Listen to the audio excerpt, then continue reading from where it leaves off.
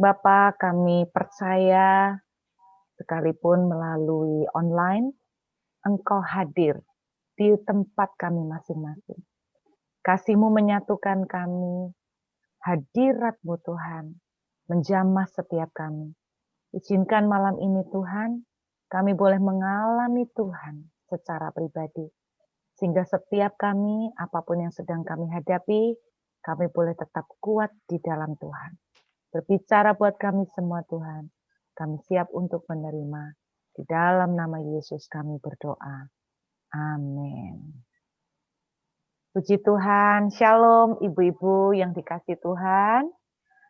Saya ucapkan selamat ulang tahun ya buat teman-teman LOF 6 tahun. Luar biasa. Dan saya percaya justru di tengah pandemik seperti ini, kita akan melihat kemurahan Tuhan semakin terjadi ya. Saya diberi tema sama teman-teman LOF yaitu How to Beat the Giant. Bagaimana mengalahkan raksasa. Saya mau sharing sedikit ibu-ibu. Tidak sedikit dari teman-teman saya, baik itu hamba-hamba Tuhan, itu yang terkena COVID. Banyak. Dan yang lewat juga lumayan. Jadi ada hamba-hamba Tuhan yang maupun mereka mungkin bukan pendeta, tapi mereka akhirnya tidak bertahan dan akhirnya kembali pulang. Mungkin kita bilang begini, oh ya berarti memang sudah waktunya dipanggil pulang. Tapi saya menemukan begini, ada beberapa orang di dalam satu keluarga, saya punya teman satu keluarga terkena semua, mulai dari om, tante, ponakan-ponakan. Jadi itu nular ya, sampai nyebar semuanya. Dan ada yang sembuh, ada yang nggak sembuh. Orang bilang macam-macam, oh tergantung umur. Pada kenyataannya, banyak juga yang umurnya masih muda juga lewat. Terus ada yang bilang, oh itu tergantung kondisi badan juga. Kalau badannya tidak ada komplikasi penyakit, maka dia akan lebih bertahan. Betul. Tapi sebetulnya bukan karena COVID juga, semua penyakit kalau kita ada komplikasi bisa lebih bahaya ya. Tapi saya juga beberapa waktu yang lalu ada seorang teman yang punya saudara yang meninggal kelainan penyakit apapun, tidak ada diabetes, tidak ada darah tinggi, tidak ada kolesterol. Dan dia orang yang sangat menjaga kesehatan. Tapi ya akhirnya tidak berhasil juga. Nah, tapi ada beberapa kejadian yang membuat saya mikir, ibu-ibu. Jadi satu keluarga yang terkena ini mulai dari om, tante, papa, mama, pulang.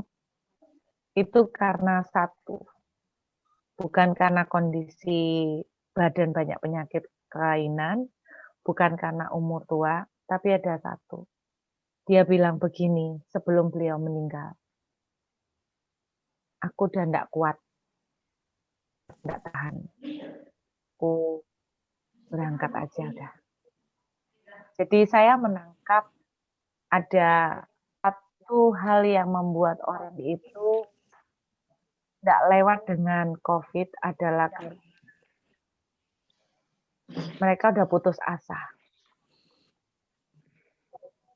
Mereka sudah kehilangan harapan dan mereka sudah merasa, nah tahun 2020 banyak orang menyerah.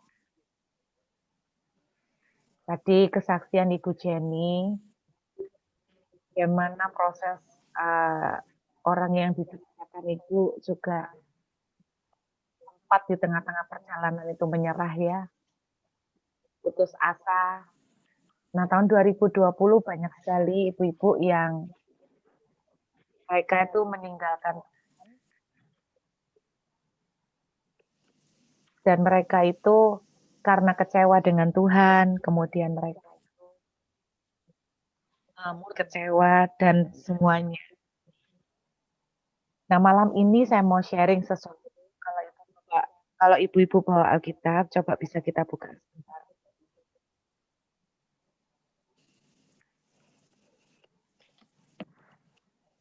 Kita lihat dalam 2 Korintus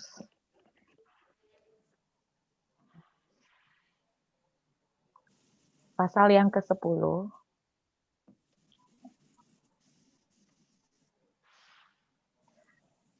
2 Korintus pasal yang ke-10. Ayat yang ke-4.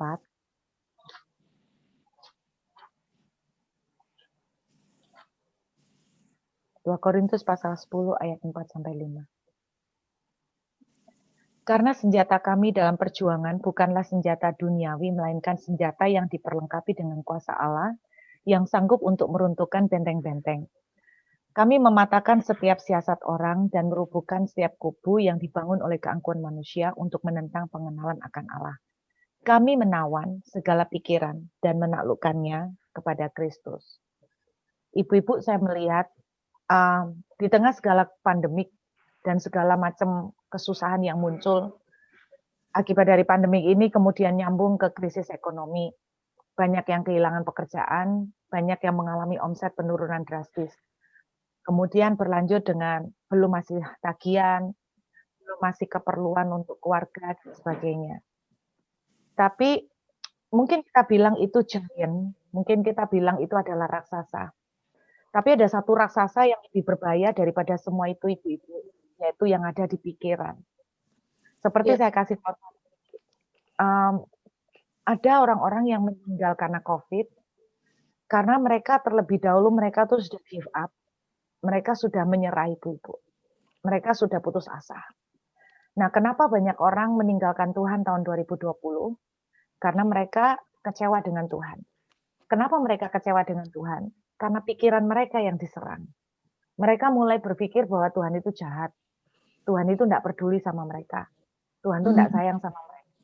Mereka stres, kata Ibu Jenny tadi, mereka stres dan stres. Kenapa kita tuh stres? Karena pikiran kita tuh kemana-mana. Akhirnya kita mulai mikir, iya ya, Tuhan kok tidak nolong ya? Iya ya, kenapa Tuhan kok jahat gini ya? Jadi itu seperti itu yang terus bertubi-tubi terjadi. Dan ini bahaya banget kalau kita menghadapi raksasa, bukan raksasa ekonomi, bukan raksasa COVID, bukan raksasa keuangan, bukan raksasa masalah dalam keluarga, yang tapi berbahaya. Menurut 2 Korintus pasal 10, ada satu medan peperangan yang paling berbahaya, yaitu di pikiran kita dulu. Nah, malam ini saya tuh pengen sharing ini soal pikiran ya ibu-ibu. Saya juga mengalami fase-fase di mana saya sempat stres. Nah, saya sempat stres kenapa? Karena saya melihat keadaan dan sebagainya, kemudian pikiran saya lari kemana-mana. Saya mulai enggak nyaman, saya mulai khawatir masa depan kayak apa, nanti ini seperti apa, mulai deh kekhawatiran apa segala. Nah, bicara tentang giant, saya mau ajak ibu-ibu kita melihat dulu dalam sebuah cerita yang tidak asing mengenai giant, yaitu kisah Daud melawan Goliat ya. Kalau ibu-ibu bisa buka, kita lihat di dalam kitab 1 Samuel 17.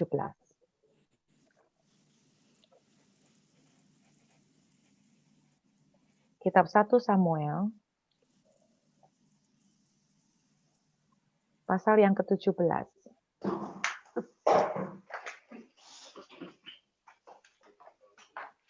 1 Samuel pasal 17 ayat 1 sampai 54. Ya, sudah dapat ibu-ibu? Saya akan tunjukkan ibu-ibu, dengarkan baik-baik. Seperti yang saya katakan, Goliat atau raksasa yang ada di luar, itu sebetulnya akan jauh lebih mudah penanganannya dibandingkan dengan Goliat atau giant atau raksasa yang ada di dalam sini. Dan saya sangat mempercayai ketika kita bisa mengalahkan yang di dalam sini, maka yang di luar akan dikalahkan juga. Jadi semuanya diawali dari sini. Saya kasih contoh dulu. Bagaimana cara kerja giant atau cara kerja raksasa ini, ibu-ibu. Saya ajak lihat ayat yang keempat. 1 Samuel 17 ayat yang keempat. Lalu tampillah keluar seorang pendekar dari tentara orang Filistin namanya Goliat dari Gat. Tingginya 6 hasta sejengkal. Mungkin kalau ibu-ibu bisa membayangkan 6 hasta sejengkal itu seberapa tinggi. Kalau ibu-ibu tahu ukuran ring bola basket, ringnya ya. Kalau main basket itu kan masukkan ke ring. Nah itu tingginya sekitar itu. Ketopong tembaga ada di kepalanya dan ia memakai baju sirah yang bersisik. Berat baju sirah itu 5.000 shikal tembaga. 5.000 shikal tembaga itu kalau di kilo sekitar 57 kilo ibu-ibu. Nah ibu-ibu bisa bayangkan bajunya aja 57 kilo. Dia memakai penutup kaki dari tembaga dan di bahunya ia memanggul lembing tembaga. Gagang tombaknya seperti pesa tukang tenun dan mata tombaknya 600 shikal besi. 600 itu cuman mata tombak. 600 shikal itu sekitar 6,8 kilo, 7 kilo ya. Ibu-ibu bisa bayangkan kalau muncul sosok model Goliat ke depan. Yang ibu lihat ya, wih gila. Bajunya sekian kilo, 57 kilo, itu baru bajunya. Ibu-ibu bisa bayangkan 1 galon aku aja berapa kilo. Ini bajunya 57 kilo. Ujung tombaknya aja, cuman ujung tombak itu loh 6,8 kilo. Nggak gila banget. Nah kalau dia bisa ngangkat baju seberat ini, nah kita mulai memikirkan, wah matilah kita. Bisa kayak belalang, diinjek-injek kayak semut. Ini perhatikan ibu-ibu. Ini cara kerja dari giant atau cara kerja dari raksasa-raksasa. Sebetulnya apa sih raksasa? Raksasa itu adalah sesuatu yang kita merasa kita terlalu kecil untuk mengalahkan. Raksasa itu berbicara tentang sesuatu yang terlalu besar untuk kita menangkan. Saya tidak tahu raksasa apapun yang terjadi di hidup ibu-ibu malam ini. Mungkin raksasa itu berkaitan dengan pergumulan keuangan. Mungkin raksasa itu berkaitan dengan pergumulan kesehatan. Ibu-ibu merasa bahwa ini di luar kemampuan. Ini sudah di luar kekuatan ibu-ibu. Ibu merasa ini terlalu besar. Ibu merasa ini terlalu impossible untuk dimenangkan. Ini sudah tidak mungkin bisa menang. Ini sudah kalah, tidak mungkin, tidak bisa. Kata-kata yang kita munculkan adalah tidak bisa, tidak mungkin, mustahil. Kira-kira tuh raksasa tuh berbicara seperti itu. Nah, tetapi saya mau bilang bahwa raksasa-raksasa yang ibu takutkan itu sebetulnya ibu yang paling berbahaya adalah yang dimulai di sini. Kenapa? Saya tunjukkan. Ini loh cara kerjanya. Raksasa-raksasa yang ibu-ibu dan saya hadapin. Apapun raksasa ibu-ibu. Mungkin ibu-ibu sebagian sedang mengalami raksasa keuangan. Mungkin sebagian mengalami raksasa masalah anak yang tidak berubah. Mungkin sebagian mengalami raksasa suami-suami yang belum bertobat. Dan ibu-ibu merasa itu sudah di luar kemampuan ibu-ibu untuk merubah, di luar kemampuan ibu-ibu untuk mengendalikan. Itu sudah out of control. Nah, mari saya tunjukkan ke ibu-ibu gimana kita mengalahkan raksasa-raksasa ini. Ini lihat cara kerja raksasa ya Ibu. Goliat sebagai raksasa, dia tampil gede banget. Dia tampil besar banget. Nah, perhatikan Ibu. Ayat yang ke-11. Ini lihat. Ini cara raksasa Ibu ya. Perhatikan ke ayat 11 dari 1 Samuel 17, ayat yang ke-11. Kita lihat Ibu-ibu.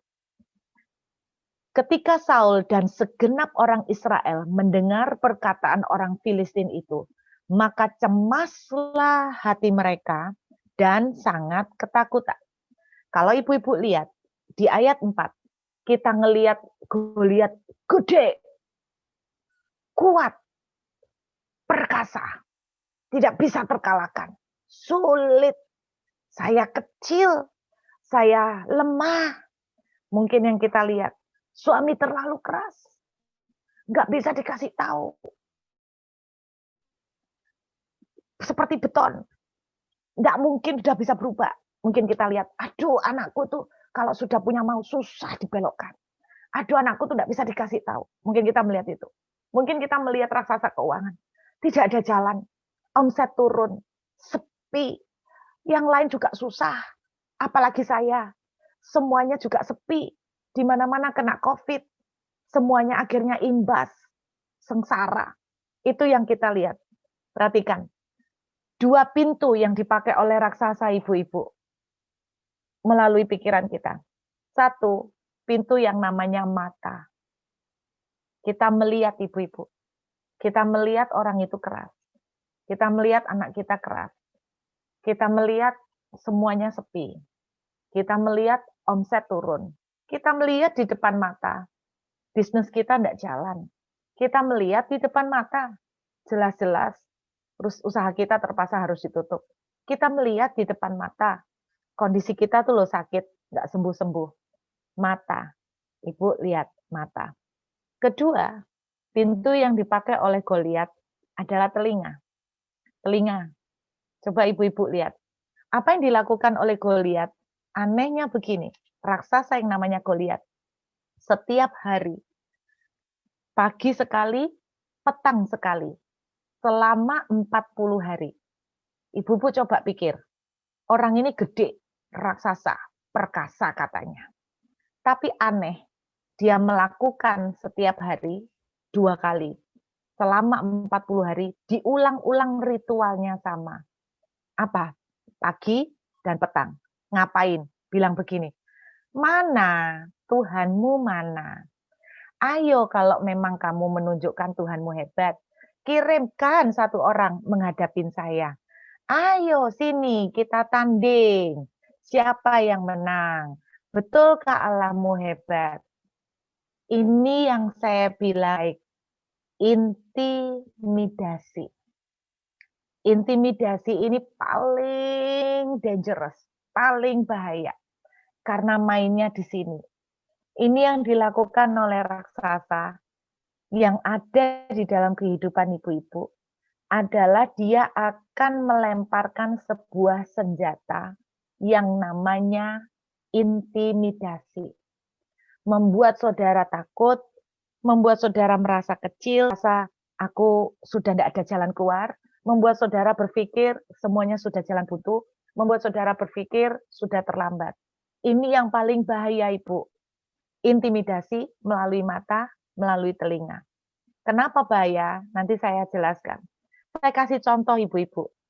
Ingatkah ibu-ibu contoh 12 pengintai? Ya, 10 pengintai pulang. Mereka laporan apa? Kita kecil seperti belalak. Mereka besar, raksasa semua. Pasti kita mati. Tidak bisa, tidak mungkin. Melalui apa, Ibu? Telinga. Berapa banyak kita dengan COVID ini, kita juga dengar semua cerita. Susah, semua sepi. Itu usaha tuh temanku juga bangkrut. Itu pabrik itu baru berdiri juga nggak jalan. Setengah mati. Anak-anaknya sampai kelaparan. Ini semua jalan buntu. Itu yang kita dengar setiap hari. Dan ini yang dilakukan oleh Goliat. Mana Tuhanmu? Katanya Tuhanmu hebat. Ayo, Goliat raksasa sedang memainkan pikiran ibu-ibu dan saya melalui telinga. Melalui telinga, melalui apa yang kita dengar.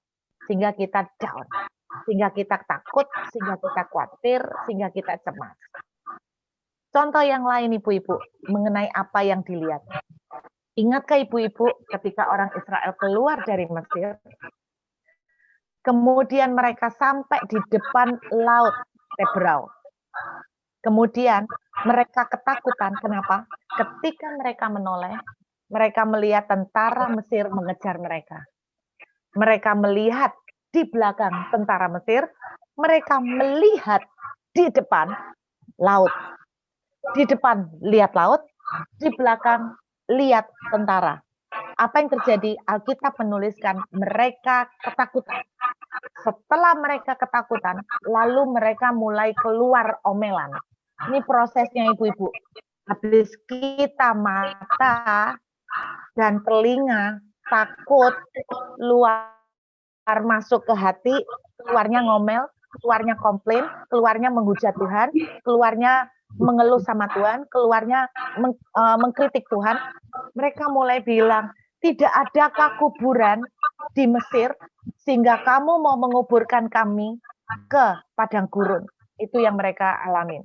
Lihat, mata mereka melihat di depan laut, melihat di belakang tentara Mesir. Sama seperti hari ini. Ibu-ibu ngelihat suami ibu tambah keras. Ibu-ibu melihat keuangan tambah turun. Ibu-ibu melihat bisnis sepi. Ibu-ibu mendengar cerita dari orang-orang, semuanya juga sepi. Ibu mendengar cerita dari teman-teman, bahkan tidak jarang orang Kristen juga, bahwa bisnis mereka setengah mati. Ibu mendengar berita-berita negatif. Apa yang terjadi? Ini cara kerja setan. Ini cara kerja raksasa. Membangun benteng di pikiran ibu-ibu. Kenapa saya bilang ini bahaya ibu-ibu? Karena gini, ibu-ibu dengarkan baik-baik. Alkitab selalu bilang begini, jadilah sesuai imanmu. Yesus itu sebelum bikin mujizat, selalu dia tuh ngomong gini, jadilah sesuai imanmu. Berarti gini Bu, ada iman, mujizat datang. Ketika kita yakin, mujizat terjadi.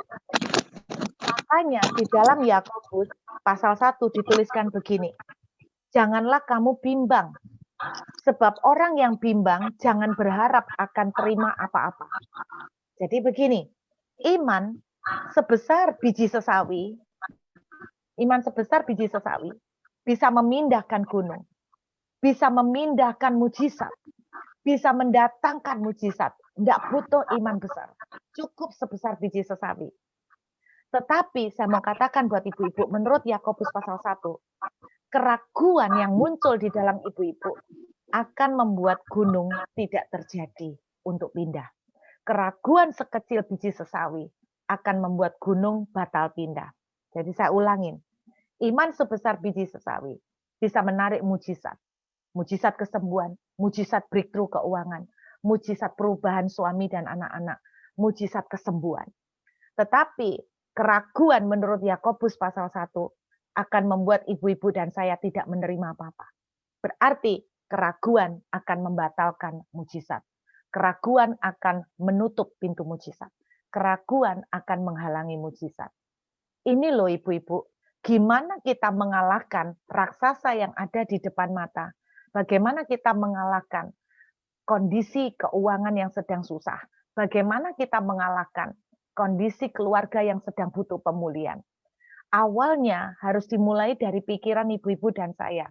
Kita harus bisa mengalahkan dulu intimidasi yang dikatakan oleh iblis, yang diperdengarkan oleh iblis, yang membuat ibu-ibu dan saya melihat, sehingga kita takut, sehingga kita down, sehingga kita tidak punya keyakinan. Dan di mana kita tidak punya keyakinan, semakin iblis bersukacita, karena dia semakin tidak dikalahkan. Jadi ibu bisa melihat prosesnya. Jadi kita mau mengalahkan Goliat yang di depan, kita mau mengalahkan Goliat keuangan, kita mau mengalahkan Goliat pintu-pintu pekerjaan, kita mau mengalahkan Goliat apa? Ketakutan soal keuangan, pekerjaan, penghasilan, kita mau mengalahkan Goliat soal kesehatan. Ibu-ibu, kita harus memenangkan dulu yang di dalam pikiran kita. Kenapa? Karena cara kerja Goliat, cara kerja raksasa, cara kerja persoalan adalah membangkitkan intimidasi. Karena dengan ibu-ibu dan saya terintimidasi, kita menjadi takut, kita menjadi khawatir, maka kita tidak punya iman. Nah, karena kita tidak punya iman, maka jadilah seperti yang kita tidak punya. Karena kita tidak punya iman kesembuhan, maka kita tidak melihat kesembuhan. Karena kita tidak punya iman akan terjadi penjebolan keuangan, maka terjadilah tidak akan terjadi penjebolan keuangan. Karena kita tidak punya iman melihat perubahan keluarga, maka perubahan keluarga tidak akan pernah terjadi. Jadi dengarkan baik-baik. Cara yang paling perlu kita lakukan untuk mengalahkan raksasa yang ada di luar secara fisik, yang ada di depan mata kita secara fisik, adalah dengan mengalahkan dulu apa yang dibangun oleh raksasa-raksasa itu, yaitu benteng-benteng intimidasi di pikiran kita. Sebab di mana tidak ada iman, maka mujizat tidak akan terjadi. Iman menggerakkan mujizat, tetapi keraguan akan menolak mujizat. Jadi ibu-ibu bisa menangkap ya. Jadi inilah yang saya lihat bahwa seringkali penghalang-penghalang kita untuk melihat breakthrough, melihat berkat, melihat mujizat, bukan karena tangan Tuhan kurang panjang. Mungkin kita sudah minta ampun, kita sudah pemberesan, tapi kenapa mujizat belum terjadi? Penghalangnya karena apa yang dilakukan oleh Goliat, yaitu melancarkan ketakutan, itu adalah berhasil dia tanamkan di otak kita. Kitab Korintus tadi mengatakan kita harus menawan benteng-benteng yang dibangun di sini. Senjata kita bukan melawan darah dan daging peperangan kita, tetapi melawan roh-roh di udara, yaitu melawan setiap lancaran intimidasi yang diserang oleh iblis ke pikiran kita. Nah, ibu-ibu, saya mau sharing mengenai Goliat.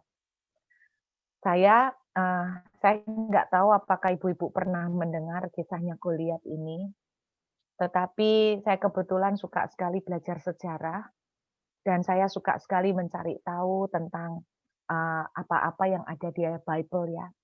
Tahukah ibu-ibu kenapa Goliat itu kerjanya selama 40 hari cuman teriak-teriak? "Ayo, mana Tuhanmu? Sini." Jawabannya sederhana. Kalau memang dia hebat, dia bisa ngangkat baju 57 kilo. Kan dia kuat mestinya. Kenapa dia enggak langsung serang aja? Dia serang lo nggak usah teriak-teriak, dia serang, dia mimpin peperangan, terus teman-temannya dia orang Filistin semua maju, Israel kalah. Tapi kenapa dia pakai ritual teriak-teriak? Jawabannya sederhana ibu-ibu. Tong kosong, nyaring bunyinya. Biasanya orang itu kalau mah teriak-teriak seperti itu karena ada sesuatu yang dia sembunyikan ibu-ibu. Orang bilang begini, biasanya ya ibu-ibu, justru orang itu yang benar-benar berisi katanya, padi itu makin berisi, makin menunduk. Jadi yang makin mendongak itu biasanya isinya ndak ada. Nah, kata orang-orang seperti itu. Nah, jadi Goliat ini kenapa isinya cuma teriak-teriak? Karena tong kosong nyaring bunyinya. Nah, ibu-ibu dengarkan. Raksasa-raksasa yang ibu hadapin dalam hidupmu hari ini. Suami yang keras, anak-anak yang sulit diatur, keuangan yang sedang dalam krisis. Dengarkan. Kerjanya mereka adalah teriak-teriak untuk menanamkan intimidasi. Tetapi sebetulnya mereka adalah tong kosong nyaring bunyinya. Kenapa saya bilang tong kosong nyaring bunyinya? Saya mau tunjukkan sama ibu-ibu. Ibu-ibu tahu kenapa Goliat itu adalah tong kosong nyaring bunyinya. Goliat itu besar, betul. Kita tidak menyangkal. Tingginya setinggi ring bola basket, betul. Tapi ada kelemahan yang orang nggak lihat. Yang dilihat mereka gede ya. Nah, itu kecenderungan kita. Kenapa dia isinya cuma teriak? Karena sebetulnya dia itu nggak punya power. Karena sebetulnya dia itu tidak sehebat yang dilihat orang. Rumput tetangga selalu lebih hijau. Apa yang saya maksud dia tidak sehebat yang dilihat orang? Ibu, Goliat itu besar karena dia mengalami sebuah penyakit yang disebut dengan nama gigantic disease. Jadi gigantic disease ini adalah penyakit yang terjadi kepada kelenjar, satu kelenjar di otak, yang namanya kelenjar pituari. Kelenjar pituari ini apa? Kelenjar ini fungsinya untuk menghasilkan hormon pertumbuhan. Nah, rupanya kelenjar pituari pada badan Goliat mengeluarkan hormon pertumbuhan yang berlebihan, overdosis. Jadi intinya kalau orang normal, hormon yang dikeluarkan oleh pituari itu sekian cc, misalnya kira-kira seperti itu. Tetapi pada badan Goliat itu abnormal ibu-ibu. Sehingga membuat dia mengalami peninggian badan itu jauh lebih daripada orang-orang normal. Jadi kira-kira seperti itu, gigantic disease. Nah, kenapa saya bilang gigantic disease? Ada beberapa bukti yang menunjukkan bahwa memang Goliat itu tidak punya kekuatan ibu-ibu. Nah, dulu di Sidoarjo, kalau ibu-ibu ada yang tahu ya, ada kota di sebelah Surabaya ya, itu namanya Sidoarjo. Beberapa puluh tahun yang lalu, itu ada sebuah kasus yang sampai heboh di surat kabar. Penderita gigantic disease yang bernama Nyonya Mulia. Jadi Nyonya Mulia ini bukan obesitas ibu-ibu, tapi dia mengalami pertumbuhan badan yang abnormal.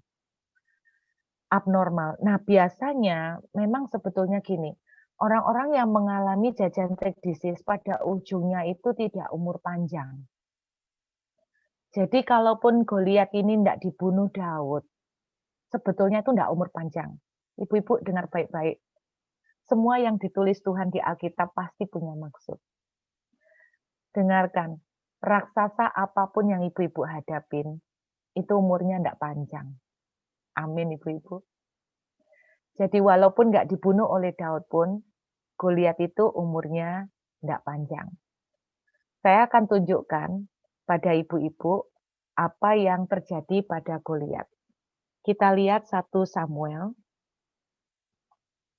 Ya, kita lihat pasal yang ke-17. Oke. Kita lihat dulu 1 Samuel pasal 17. Ibu-ibu, ketika Goliat mau berperang melawan Daud. Nah, kita lihat ya, ada beberapa bukti. 1 Samuel pasal 17 ayat 43. Oke. 1 Samuel 17 ayat 43. Orang Filistin itu, maksudnya Goliat, berkata kepada Daud, "Anjing ke aku, maka engkau mendatangi aku dengan tongkat." Ibu-ibu pasti tahu ceritanya. Daud mengalahkan Goliat pakai tongkat atau pakai apa?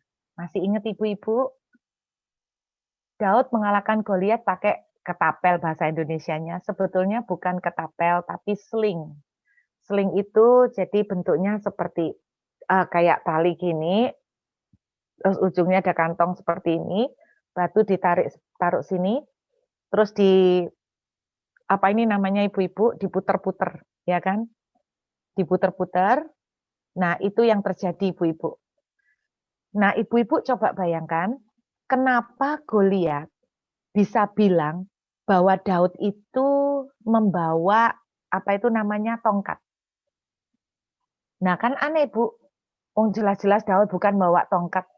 Sling itu dari apa ya? Dari kulit terus pakai tali. Nah, bagaimana mungkin tali itu loh dibilang tongkat? Berarti apa ibu-ibu? Ada something wrong. Mata Goliat itu rabun, Bu.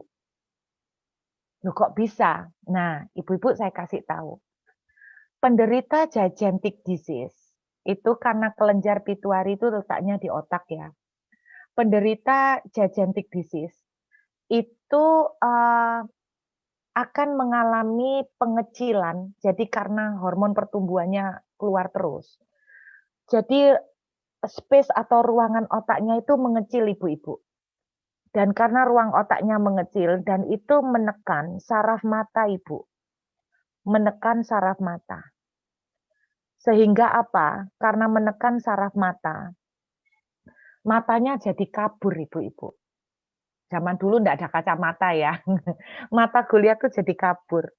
Nah, ini salah satu bukti yang menunjukkan bahwa Goliat itu rabun karena punya cacat. Sampai dia lihat selingnya Daud, ketepelnya Daud, itu dibilang tongkat. Nah, ibu-ibu kan tahu ceritanya Daud mengalahkan Goliat. Batu itu jatuhnya di mana ibu-ibu? Di jidat. Betul ya ibu? Bukan di hidung, bukan di sini, bukan di tulang sini, tapi di jidat. Ibu-ibu, penderita gigantic disease, selain otaknya mengkerut gini ya, sehingga menekan saraf mata, itu akan membuat terjadi pengeroposan. Pengeroposan tulang, terutama di daerah kepala. Jadi saya bilang pada akhirnya mereka itu penderita gigantic disease ini tidak bisa bertahan umur panjang. Nyonya Mulia itu tidak lama juga akhirnya meninggal ibu-ibu karena gigantic disease ini. Dulu pasien di Sidoarjo gigantic disease besar banget. Jadi dia itu kenapa batu yang dilemparkan Daud itu pas di jidat dan dia mati langsung seketika karena ini tipis ibu-ibu. Nah, itu ya. Satu bukti lagi bahwa Goliat itu cacat. Kita lihat 1 Samuel 17 ayat 7. Ibu-ibu coba lihat. 1 Samuel 17 ayat 7 kalimat terakhir. Dan seorang pembawa perisai berjalan di depannya. Zaman dulu ibu-ibu, seorang tentara, seorang perwira, seorang pahlawan itu kalau jalan, itu selalu ada pembawa senjata. Nah, senjata. Ibu-ibu kalau pernah lihat film tentang raja-raja atau warrior-warrior zaman dulu, itu mereka punya bujang yang bawa senjata. Nah, biasanya pembawa senjata itu bukan jalan di depan, Ibu. Kalau Ibu lihat film-film, mereka jalannya di belakang, bukan di depan, Ibu. Itu pertama. Ada keanehan kenapa pembawa perisai ini jalan di depan Goliat. Dan keanehan kedua, kalau Goliat bisa pakai baju seberat 57 kilo, orang mana Ibu yang bisa bawa perisainya? Berarti perisainya yang dibawa perwira ini bukan perisainya Goliat, tapi perisainya dia sendiri. Jadi kayak apa ya? Kayak gaya-gayahan untuk kayak bukan bodyguard tapi kayak orang yang diiringi gitu loh, pagar ayu mungkin kali. Jadi kenapa orang ini ada di depan Goliat? Karena Goliat rabun, Ibu. Jadi dia enggak bisa lihat jalan di depan. Makanya sebagai penunjuk jalan, dia naruh strategi seorang perwira seakan-akan bawa senjata itu jalan di depan dia. Kan enggak lucu ibu-ibu kalau dia minta dituntun, ya kan? Kalau minta dituntun kan jadi ketahuan kalau kakek ompong, ya kan? Ketahuan dong kalau singa yang ompong. Jadi ini adalah bukti-bukti bahwa Goliat itu adalah macan ompong. Nah, makanya Ibu, dia bisanya cuma teriak. Dengan harapan kalau dia teriak-teriak selama 40 hari, orang Israel takut. Nah, kalau orang Israel takut, Alkitab bilang begini, jika kamu takut, maka lemahlah kamu. Bu bisa lihat ini ya, dengarkan baik-baik. Goliat itu kakek ompong. Goliat itu macan ompong. Goliat itu macan tua. Goliat itu tong kosong nyaring bunyinya, tidak umur panjang. Raksasa yang ibu-ibu hadapi hari ini juga tidak umur panjang. Dengarkan, tapi saudara dan saya kalau kita mau menang, kita harus mengalahkan intimidasi yang dibangun oleh raksasa-raksasa itu melalui apa yang kita lihat, melalui apa yang kita dengar. Bagaimana Ibu cara kita supaya kita bisa mengalahkan intimidasi? Nah, Ibu coba bayangkan. Berarti kita sekarang sudah tahu ya bahwa Goliat itu lemah. Bagaimana kita mengalahkan intimidasi? Ini 2 hal aja simple yang saya mau pesan sama ibu-ibu. Please, karena Goliat itu macan ompong. Goliat itu macan tua, kakek ompong. Satu yang saya ingatkan ibu-ibu di dalam kondisi perjuangan yang ibu-ibu hadapi. Mungkin ibu-ibu sekarang sedang struggle soal keuangan. Mungkin sedang berjuang soal kerjaan suami. Mungkin sedang menangisi soal bisnis keluarga. Ibu, satu nasihat yang saya ingin ibu-ibu dengar. Jangan menyerah. Jangan berhenti melekat dengan Tuhan. Jangan berhenti deklarasi. Jangan berhenti tetap mengucapkan kata-kata iman. Jangan berhenti, apapun yang ibu-ibu sekarang selama ini sudah lakukan, mungkin doa, jangan berhenti berdoa. Jangan berhenti terus memperkatakan kata-kata positif. Mungkin ibu-ibu sudah capek ngomong positif. Sudah lama, Bu, saya ngomong, terbukalah pintu keuangan, terbukalah pintu kesembuhan, terbukalah, anakku akan berubah, anakku akan dijamah Tuhan, anakku akan mengasihi Tuhan, anakku akan melayani Tuhan dengan segenap hati. Mungkin ibu tuh sudah sampai yang namanya bibir ini udah capek, ngomong terus memperkatakan tapi nggak sembuh-sembuh, memperkatakan tapi nggak berubah-berubah, memperkatakan tapi nggak melihat mujizat, memperkatakan tapi belum ada pertolongan, memperkatakan tapi tetap aja doa belum dijawab. Ibu-ibu sudah doa puasa, ibu-ibu sudah tengking, mungkin ibu-ibu sudah perjamuan kudus, segala cara ibu-ibu sudah lakukan, tapi toh doa enggak dijawab-jawab. Satu titik itu akan membuat kita gampang banget Ah, udah percuma lah didoakan, wong ya ndak dijawab, terus nyerah. Ibu dengarkan baik-baik, jangan berhenti dari apa yang ibu lakukan. Kenapa? Karena Goliat tidak umur panjang. Karena Goliat tidak umur panjang, dan kedua karena Goliat itu rapuh, ibu-ibu. Ibu-ibu tidak bisa lihat rapuhnya di mana. Tetapi Tuhan itu yang tahu rapuhnya di mana. Kalau Daud berhenti mencoba, menyerah, karena dia melihat batu yang dia pakai terlalu kecil, maka Daud tidak akan pernah bisa mengalahkan Goliat.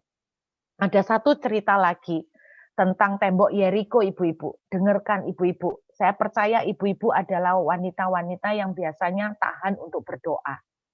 Tetapi setahan-tahannya orang, kalau doa terus, tidak dijawab-jawab, satu titik kita menyerah ya, males akhirnya. Tapi saya sekali lagi ngomong, please jangan males. Kenapa? Saya terinspirasi dengan cerita tembok Yeriko yang roboh. Ibu-ibu kita tidak perlu baca ayatnya, tapi ibu-ibu pasti ingat ceritanya.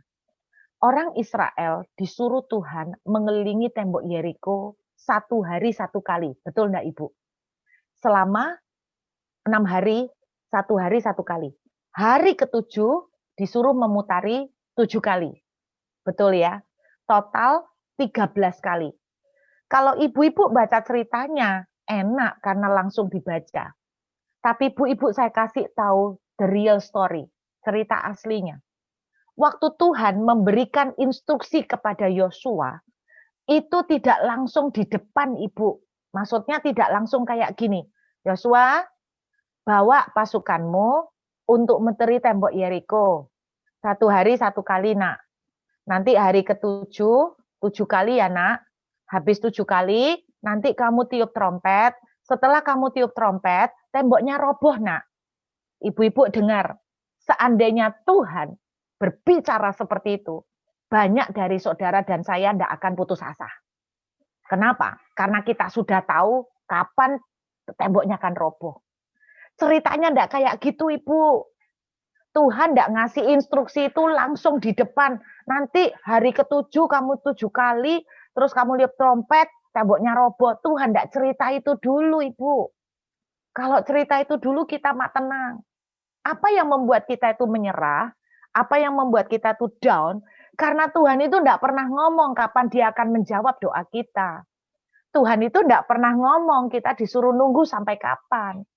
Tuhan itu tidak pernah ngomong kapan anak-anak kita akan dipulihkan. Sama. Tuhan tidak pernah ngomong sama Abraham. Abraham, tungguin ya 25 tahun. Nanti setelah 25 tahun Sarah hamil. Enggak, Bu. Coba kalau dikasih tahu ya lebih gampang. Terus, contoh lain Nabi Nuh disuruh bikin bahtera. 125 tahun. Ibu-ibu, apakah Anda mikir Tuhan itu ngomong gini, Nuh, bikinlah ke perahu. Yang kuat ya Nuh, gak apa-apa. 125 tahun tok kok. Nanti sudah 125 tahun banjir datang. Bu, kalau kayak gitu, pasti Nuh itu enggak putus asa. Pasti banyak orang akan ikut sama Nuh karena mereka sudah tahu deadline-nya. Kenapa enggak ada orang ikut percaya sama Nuh? Karena mereka tunggu Nuh enggak banjir-banjir. Karena mereka tunggu Nuh enggak hujan-hujan. Akhirnya lama-lama orang ya putus asa. Wah, katanya mau hujan. Ini nabi palsu, ini sesat, ini suara Tuhannya nyeleneh iki. Mana katanya hujan? Dari kemarin enggak hujan-hujan malah kering. Itu sebabnya enggak ada yang ikut Nuh, ibu-ibu. Karena Tuhan enggak pernah ngasih waktu, enggak pernah ngasih tahu deadline-nya kapan. Yang bikin susah itu. Nah, cerita tentang tembok Yeriko tuh sama. Tuhan enggak ngomong soal deadline-nya kapan tembok Yeriko roboh. Nah, ibu-ibu saya kasih cerita nih ya. Gimana cara Tuhan ngasih instruksi sama Yosua? Gini nih, Bu. Yosua, iya Tuhan. Nah, Yosua ketemu Tuhan. Yos, panggilannya lah Yos toh. Yosua kan panggilannya Yos. Yos, besok pagi bawa pasukan. Ngapain Tuhan? Kelilingi tembok Yeriko ya nak ya. Oh gitu Tuhan. Terus habis dikelilingi diapakan Tuhan? Udah, kelilingin aja 1 kali terus pulang. 1 kali ibu-ibu, Tuhan kasih tahu. Ibu-ibu tahu, 1 kali ngelilingi tembok Yeriko itu berapa lama? 1 jam. 1 jam aja. Ibu-ibu coba bayangkan ya, pasukannya disuruh keliling nih, 1 jam. Terus Alkitab menuliskan setelah keliling mereka pulang kemah, pulang ke perkemahan. Nah, istri-istri di rumah nih, istri-istri di rumah. Tanya kan, "Pak, kok cepet sudah pulang? Menang ya, Pak ya? Sudah menang ya?" "Menang apa wong belum perang." "Loh, enggak perang ngapain?" "Keliling." "Lah ngapain keliling?" "Ya enggak tahu, wong disuruh Pak Yosua." "Keliling tok?" "Iya." "Cuman keliling?" "Heeh." "Walah, Pak. Maksudnya apa?" "Nggak ngerti." Udah, hari pertama, Bu. Mereka sudah siap-siap nih. Oh, mungkin hari ini keliling survei, survei, Bu, survei. Mungkin besok perang, mungkin besok perang. Kita harus siap nih, harus siap. Pagi-pagi tentara udah kumpul. Yosua malam-malam dikasih tahu sama Tuhan. Yos, iya Tuhan. Besok gimana Tuhan strateginya? Besok keliling lagi ya Yos. Keliling lagi Tuhan. Iya. Kayak tadi. Iya. Berapa kali? 1 kali aja. Terus Tuhan bilang gini, Yos, suruh mereka enggak boleh banyak ngomong ya. Enggak boleh banyak komentar. Oh gitu ya Tuhan. Iya. Oke. Pagi-pagi tentara udah siap bawa senjata. Gimana Pak Komandan? Kita akan gempur hari ini dan Tuhan akan memberikan kemenangan buat kita. Yosua bilang, enggak. Kita hari ini akan keliling. Muteri. Muteri lagi Pak? Iya. Berapa kali? 1 kali. Kenapa Pak? Tuhan bilang, nggak boleh nanya, nggak boleh komentar, nggak boleh komplain, nggak boleh ngomong apa-apa. Suruh diem. Gitu ya Pak ya? Iya, keliling lah. 1 jam, balik ke perkemahan. Istri-istri tanya, loh kok cepat? Sudah menang ya Pak? Belum. Loh kenapa kok belum menang? Belum perang. Loh kenapa kok belum perang? Keliling. Loh kenapa kok keliling kok? Ntar nggak boleh ngomong ya, nggak boleh banyak komentar. Sorry, sorry, nggak boleh banyak komentar, Mam. Loh, tolong diceritain, ada apa tadi? Nggak banyak komentar, nggak boleh banyak komentar, suruh diem. Ibu bayangin. Itu sampai 6 hari loh. Gitu terus. Selama keliling, ibu-ibu nggak mikir kah? Mereka tuh ngeliatin tembok, kan nggak boleh kongko-kongko, kan nggak boleh ngomong-ngomong. Mereka tuh ngeliatin tembok, wih temboknya tebel ya. Aduh, kok tebel banget. Makin hari makin dilihat kok makin tambah tebel ya rasanya ya. Temboknya makin hari dilihat kok tambah sulit ya. Makin dilihat kok tambah tidak mungkin ya. Itu yang terjadi sama kita kan ibu-ibu. Kita seperti mengelilingi tembok, makin hari kita lihat kok makin keras, makin hari kita lihat kok makin keras kepala, makin hari kita lihat kok makin sulit. Bu, mereka tetap keliling. Sampai akhirnya hari ke-7 mereka kelilingi 7 kali, berarti 7 jam, Bu. 1 kali 1 jam, 7 kali 7 jam. Mereka keliling. Belum roboh loh, Bu, belum roboh. Ibu-ibu bisa bayangkan penduduk Yeriko. Mereka akan mikir gini, ya orang Israel itu gila ya. Dari awal cuman keliling-keliling. Mereka apa maksudnya ya? Kok keliling? Itu yang terjadi. Sampai hari ke-7 mereka keliling 7 kali. Belum roboh, Bu. Tapi mereka masih keliling 7 kali. Kemudian apa yang terjadi? Mereka disuruh Tuhan, tiuplah sangkakala. Mereka tiup, terus suruh teriak. Bu, Alkitab tidak menuliskan loh berapa jam teriaknya loh. Mereka bayangkan Bu, mereka teriak gini, haleluya, Tuhan berkuasa, kemenangan di tangan kita, kemenangan sudah ditaklukkan oleh Tuhan, menjadi milik kita. Mereka ngomong terus bla bla bla bla bla bla. Orang Yeriko yang lihat, hahaha, mereka ini banyak ngomong, gak menang-menang, terlalu banyak teriak gaya. Ibu-ibu tidak diceritakan loh, mereka teriak berapa lama Ibu. Itu ibaratnya kayak kita ya Bu, kita terus deklarasi, kita terus Tuhan akan memberikan kemenangan. Aku sembuh, aku sembuh, aku sembuh, aku pasti sembuh. Oleh bilur darah Yesus aku sembuh. Anakku akan dipulihkan, anakku akan berubah, suamiku akan lembut hatinya. Tapi makin lama makin kelihatan tambah kerasnya. Terus berteriak lagi, makin sembuh, akan disembuhkan, akan dipulihkan. Makin tambah menjadi, teriak lagi. Ibu, apa orang enggak gampang menyerah? Tapi dengarkan pesan Tuhan malam ini. Jangan menyerah. Amin ibu-ibu. Jangan menyerah. Teruslah berdoa. Teruslah deklarasi. teruslah memperkatakan iman, teruslah katakan kata-kata kesembuhan, teruslah ucapkan kata-kata pemulihan. Jangan berhenti. Jangan fokus kepada tembok ibu-ibu. Jangan fokus kepada Goliat. Fokus terus ke Tuhan. Pokoknya jangan berhenti. Teruslah deklarasi. Teruslah menyembah. Teruslah melekat dengan Tuhan. Teruslah intim dengan Tuhan. Teruslah merangkul Tuhan. Teruslah makin melekat di dalam doa. Kebanyakan orang ketika doa belum dijawab udah makin malas berdoa, Ibu. Jangan, please jangan. Ibu, Tuhan pesan. Yang terakhir saya mau sampaikan. Tuhan pesan tahun 2021.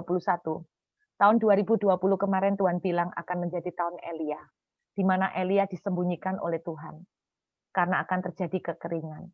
Saya dapat itu di awal tahun 2020 dan saya tidak pernah menyangka kekeringannya betul-betul seperti COVID.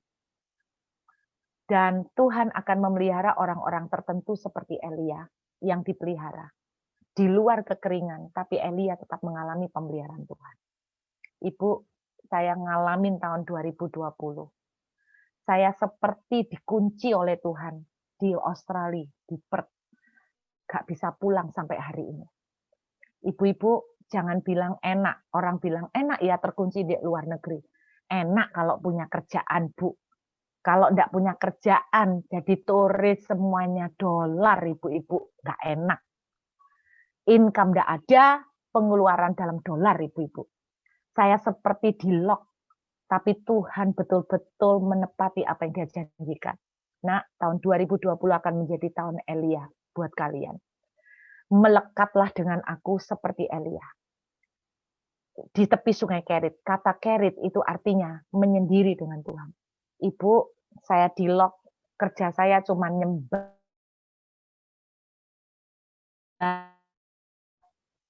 Menyembah.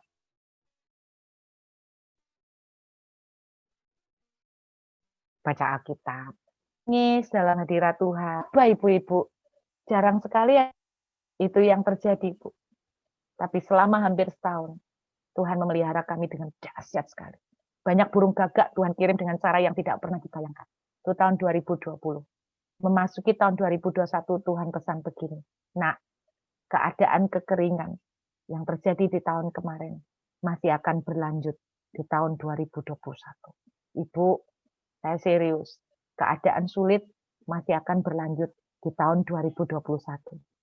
Tapi ibu-ibu dengar, tahun 2021 akan menjadi, kalau tahun kemarin tahun Elia, tahun 2021 akan menjadi tahun Rut. Bukan Rut saya, Rut Alkitab ibu-ibu. Tahun Rut, kalau tahun lalu tahun Elia, tahun 2021 akan menjadi tahun Rut. Ibu-ibu tahu tahun Rut? Coba baca ceritanya Rut. Alkitab menuliskan gini, Rut itu ikut sama Naomi pulang ke kampungnya Naomi dalam kondisi habis. Rut itu janda. Ibu janda zaman dulu. Itu aib. Makanya sampai Tuhan ngomong di kitab Yesaya, aku akan memulihkan aib kejandaanmu. Janda itu dianggap aib, Ibu. Janda itu tidak mendapatkan tunjangan sosial. Kalau di Indonesia, tidak dapat BPJS. Janda itu juga tidak boleh punya hak untuk memilih. Jadi kalau ada pemilu, janda tidak boleh ikut milih, menyumbangkan suara. Tidak boleh. Jadi janda itu dianggap aib, Ibu. Naomi bilang begini, kamu jangan ikut aku, Nak.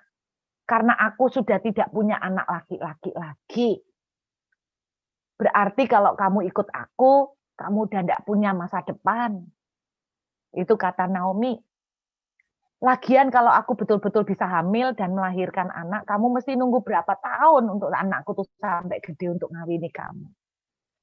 Kamu tidak ada masa depan ikut aku, Ruth. Naomi bilang gitu. Tetapi yang hebat dari Ruth bilang begini, di mana Allahmu ada, aku ikut. Allahmu adalah Allahku. Ini orang ketika kondisi susah, masa depan tidak jelas, tidak punya waktu, tidak punya kesempatan. Tetapi Tuhan katakan, Ruth tetap tinggal dekat dengan Tuhan. Dan apa yang terjadi Ibu-Ibu? Ruth mengalami kemurahan demi kemurahan. Ini yang akan terjadi tahun 2021. Kemurahan demi kemurahan Tuhan akan terjadi buat kita Tiba-tiba ibu-ibu tidak diatur akan ketemu Boas yang membawa perubahan nasib, membawa penjebolan, membawa breakthrough, membawa jalan keluar yang gila-gilaan. Kemudahan-kemudahan yang luar biasa. Jangan menyerah ibu, terus kelilingi tembok, terus berdoa, terus melekat. Goliat tidak umur panjang. Tuhan tahu titik kelemahannya. Bagian ibu-ibu dan saya adalah tidak pernah menyerah. Keep in faith, keep worshiping, keep praying. Saya berdoa ini akan menjadi kekuatan buat kita. Amin ibu-ibu.